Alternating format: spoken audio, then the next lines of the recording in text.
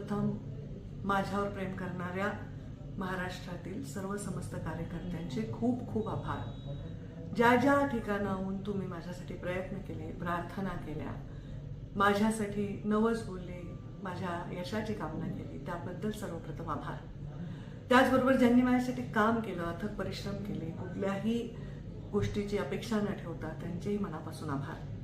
आणि त्या 6,77,000 लोकांचे सुद्धा मनापासून आभार, ज्यांनी अत्यंत कठीण परिस्थितीमध्ये मला मतदान केले. या देशामध्ये सगळ्यात कमी मतांनी निवडून आलेली जागा ही बीडची असेल आणि सर्वात कमी मतांनी पडलेली मला वाटतं पहिली का दुसऱ्या नंबरला माझी जागा असेल.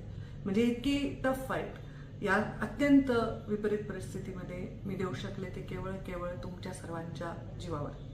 मी लवकरच येत आहे तुमचे आभार मानण्यासाठी.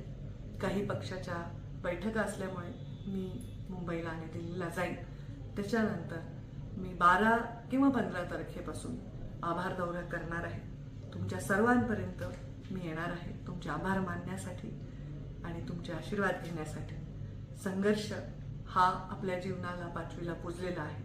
त्या संघर्षाला न घाबरता आपण जो लढा दिला त्याबद्दल मला सगळ्यांचा खूप खूप अभिमान वाटतो.